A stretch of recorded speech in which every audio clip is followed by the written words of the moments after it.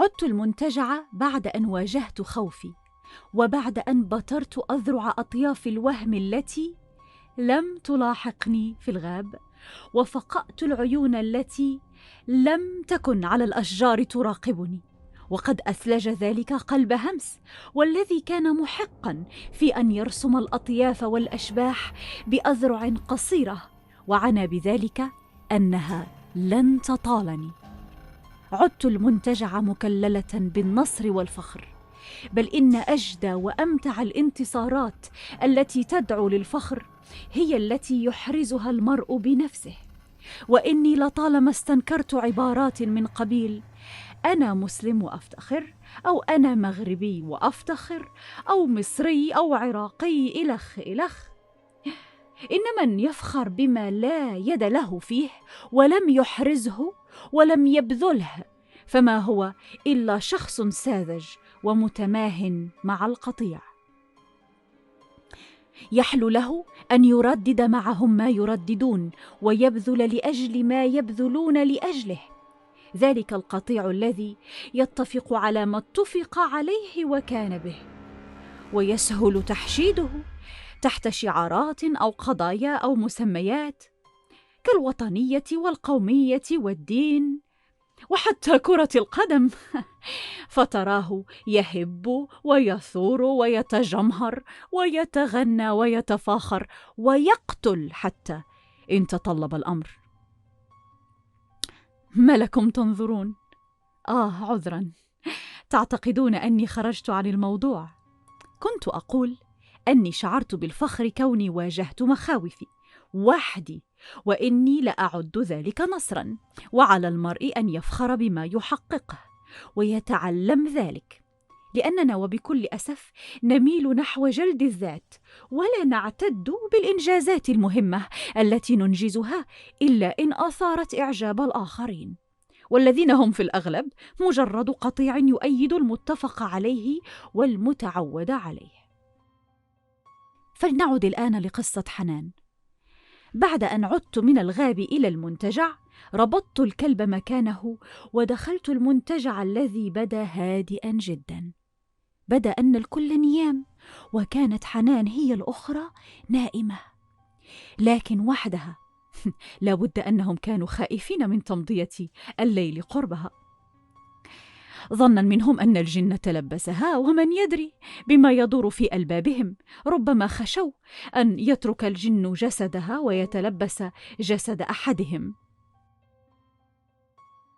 ذهبت للحمام ودخلت بقدمي اليمنى وبدأت أستحم، وقد هبطت الطمأنينة على قلبي، وكنت أدندن وكأني عامدة أن أقوم بكل ما يحذر منه المصدقون بخرافة الجن.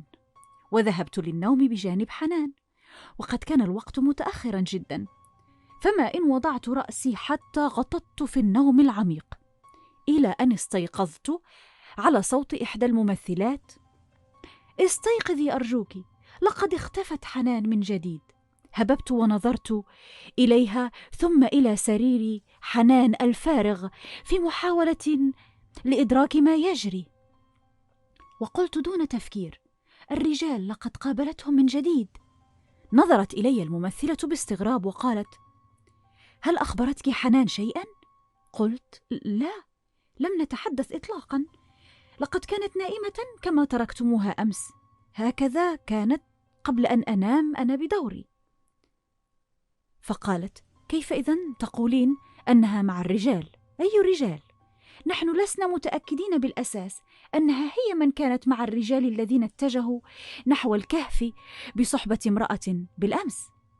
فقلت لها: لا عليك مني، أين الآخرون؟ قالت: كلهم بالأسفل والدنيا مقربلة، أي عاليها سافلها. طلبت منها أن تنزل كي تعرف ما خطتهم اليوم، وذهبت أغسل وجهي، وعادت الرؤى اللعينة والتي لم أفهم منها شيئا.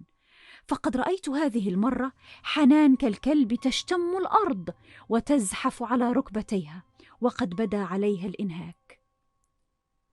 كنا مجتمعين في الطابق الأول ننتظر حلول الحافلة التي ستأخذنا للموقع.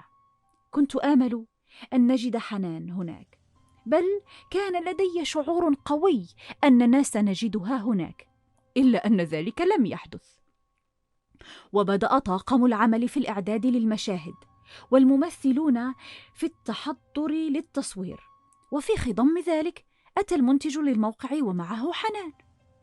كانت تبدو خائفة ومجهدة، ودون الإطالة عليكم أكثر، علمنا أنه تم القبض على 3 أو 4 رجال صحبوها للكهف وإلى أماكن أخرى، أملا منهم أن الجن الذي يسكنها سيكشف لهم مكان الكنز، ظنا منهم أنه الجن الحارس للكنز وأنه تلبسها كي يمنع ولوج الطاقم للكهف، وقد أرادوا السيطرة عليه وجعله يكشف لهم مكانه، مستعملين حنان كونهم يعتقدون أنه تلبسها.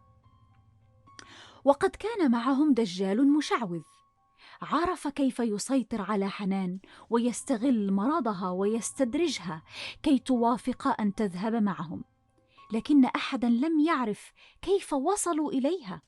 أما أنا فقد تراءى لي حارس المنتجع في مخيلة رديئة، خلته بادئا يجرها كما يجر كلبه، لا بل إني أعتقد أنه رآها صبيحة ذلك اليوم المشؤوم وحدها في الحديقة، وتحدث إليها بعد أن أخبر المنقبين عن الكنوز، وبعد أن وجهه الدجال وعرفه الطريقة المثلى لاختطاف حنان، لكن بكامل إرادتها، طبعا مع تحفظي على لفظ كامل الإرادة. كنت أراقب وحسب، وقد ابتلعت لساني واستفردت بأفكاري، وتذكرت على حين غرة أمرا حدث وقد مر كالسهم في ذاكرتي. نعم، حين وجدنا حنان ليلة أمس في الغرفة ليلا، لمحتها تنظر نظرة غريبة للحارس، حارس المنتجع. إن هذا بالتأكيد ما جعلني أشك أن له علاقة مباشرة بالأمر، وليس للأمر إذن علاقة بغيب أراه. نعم، إنه الحارس على أغلب ترجيح، وقد كان يأمل في حصة من الكنز، إلا أن نقبه طلع على شونه كما يقال. هل لازلتم تنتظرون الإجابات المنطقية حول حالة حنان وماهية الصوت الذكوري الذي انبعث من حنجرتها؟